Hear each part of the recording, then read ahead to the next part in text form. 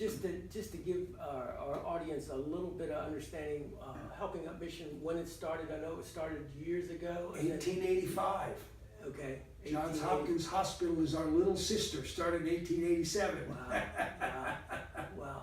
And how many men does it hold, and how did it progress? I know I saw pictures of everybody sleeping on the floor in a church when I went to visit, and I was very inspired, not just with the building, but the atmosphere that was created with the men that we talked to each time.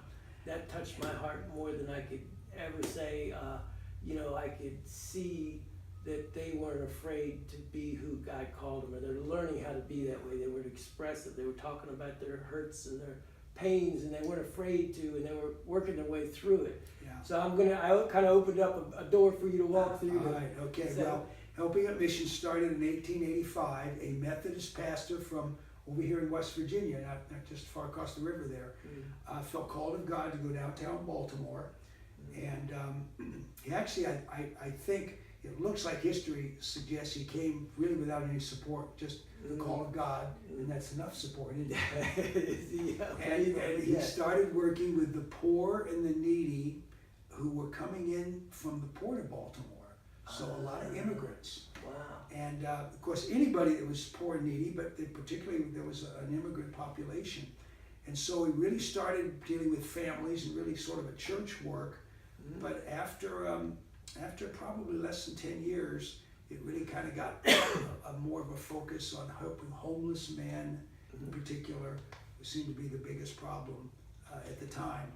So that's where it started, and it continued dealing pretty much with homeless men. They would do some things with homeless women. They did some things with children, but really that kind of focus until the 1990s, when I got there in 98. So about 94, the board of directors said, if we're ever going to help homeless men in this city, Baltimore, we got to deal with drugs and alcohol.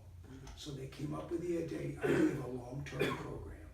So the long-term spiritual recovery program was just an add-on to what they were doing, but now in the last 20 couple years, it's become the centerpiece.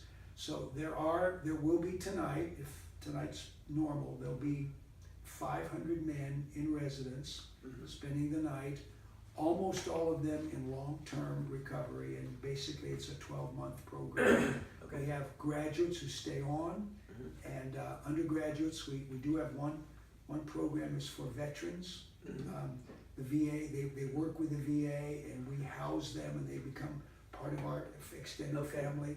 Okay. Another program is an intensive outpatient substance abuse program that Johns Hopkins Hospital runs, and they needed a place to house men who were homeless in this outpatient program, and they contacted us and said, wow, we know you know how to run a house. Okay. Would you be willing to serve, let our guys live with you? So men from both the VA come for a shorter period of time from this Hopkins outpatient.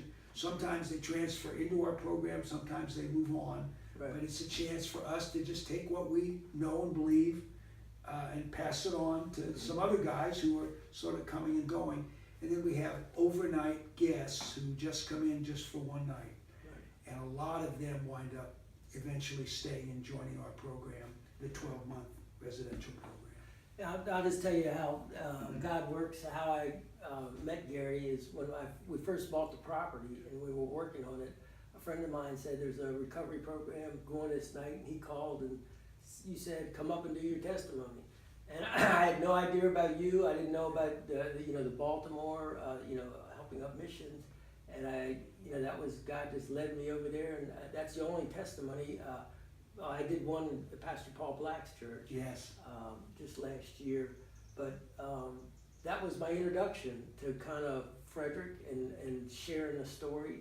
And from then on, I found out from a friend, R. Rieger, that you ran that, and then we came up and visited, and kind of you've been walking and kind of giving us a helping hand through the times, and just coming up when we've had an event, and just kind of watching and kind of guiding us in a way for support and encouragement.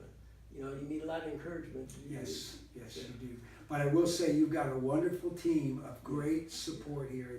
It was very inspiring to Yeah. see everybody and how all that, and you've built this over the years before this ever happened. Right. And you built that, and that's been very exciting. Yeah. There's more to do, huh? Oh boy, yeah, we're starting our culinary school, and maybe there might be guys at your place that want to go to a school, and it's just once a week, which they can get their culinary degree by the end of a year. If we can, we're trying to figure out a way to do scholarships, because guys that don't have money Yeah. don't have a job, and they need a program to help them learn. So we're looking and trying to feel our way to see if there's any support anywhere, just to give guys, scholarships to join us in the program so they can get a degree. We have an unbelievable chef that teaches. He's taught at college. He teaches in high school. He's been a chef. He's got his catering company.